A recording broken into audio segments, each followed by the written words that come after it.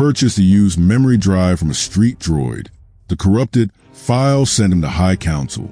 The black market stall occupied the usual corner, beneath the transit overpass where surveillance cameras flickered between signal loss. Kess had been coming here for 3 years, ever since the recession liquidated his data analyst position. He knew the street droid by sight. A skeletal frame, one optical sensor replaced twice, voice modulator crackling with static distortion. You need storage, the droid servos whined. Kess nodded, credits already in his palm. There wasn't much left in his account. Enough to eat for 2 weeks if he was careful. The droid produced a memory drive, titanium casing, manufacturing date obscured by oxidation. Unit was salvaged, 1 file corrupted. Price reflects the damage. 50 credits, a third of what new drives cost. Kess took it home to his apartment in the basement levels, a single room with a failing air processor. The drive interfaced cleanly with his personal terminal, an older model but functional. The file structure appeared standard. 43 archived documents, all labeled with dates spanning the last 6 months. One folder was flagged red, marked corrupted_partial_recovery. Out of curiosity, he attempted to open it. His terminal froze. Text began scrolling across the display in cascading patterns. Not his operating system. Not any standard format he recognized. The characters were fragmentary, corrupted as promised, but beneath the digital decay was structure, meaning he watched transfixed as the corrupted data resolve itself into something coherent. Protocol_designation, celestial_mirror, classification, level_9_authority_eyes_only, subject, behavioral_modification_program. His breath caught. Level 9 classification was High Council jurisdiction. Kess had never accessed anything beyond level 3. Very few citizens had. He should have powered down immediately, deleted the drive, reported it to the authorities. Instead, he read, the documents were fragmented but devastating. A systematic program spanning 40 years, targeting entire population subsets for subtle neurological modification. Not crude brainwashing, nothing so obvious. The program operated at the biochemical level, utilizing food supply contamination vectors to introduce trace compounds that incrementally adjusted dopamine regulation, emotional response thresholds, and decision-making risk assessment. The subjects didn't know they were subjects. The modifications were invisible.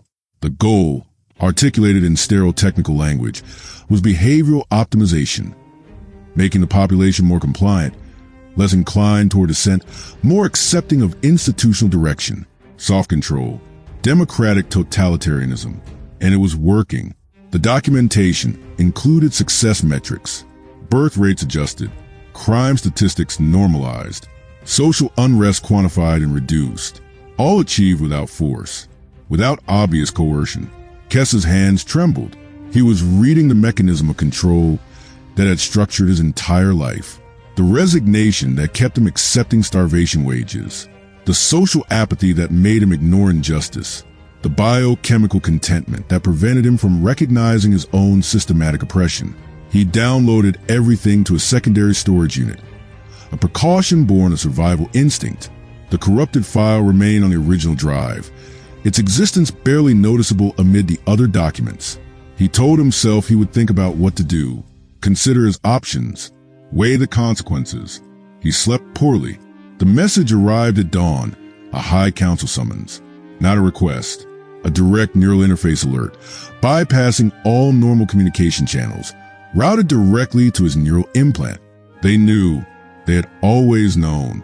By the time Kess arrived at the High Council chamber, a towering structure of white composite and geometric precision, security personnel were waiting. They didn't restrain him, didn't make threats. They simply guided him upward through levels of increasing institutional authority.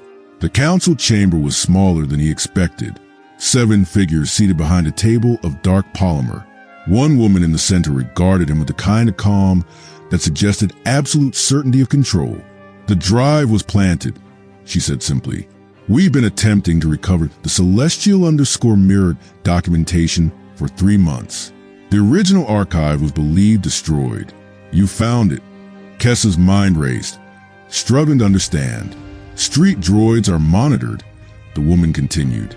We directed the drive to your location because our analysis suggested you possess the cognitive capacity to access the corrupted files without triggering security locks. You proved us correct. I've done nothing, Kes began. You've completed a recovery operation we couldn't achieve through conventional means, the woman interrupted. The drive you downloaded is now in our possession. You understand what you were reading? Kes nodded slowly. Good. The woman leaned forward. You understand also that the population cannot function if this knowledge becomes general. The program's efficacy depends on invisibility. You're caught in a difficult position, Kes. You know too much.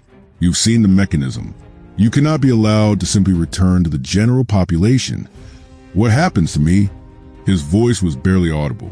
You have two options, the woman said.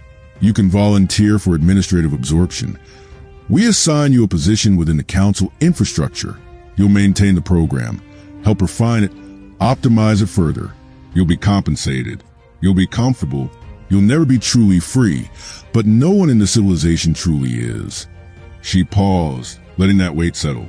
Or we adjust your biochemistry retroactively. Remove the modifications we've been implementing for your entire life. You'll be free of the program's influence. You'll understand autonomy. But you'll also experience the despair and fear that biochemical control has been designed to prevent. Most humans find the authenticity unbearable. Kes understood then. The drive had never been corrupted. It had been carefully designed, placed in his path with precision, a trap that offered him the illusion of discovery and the promise of choice, both of which were theater. He had been selected because his awareness would make him more useful, or more compliant, or both. The High Council had known exactly what he would do.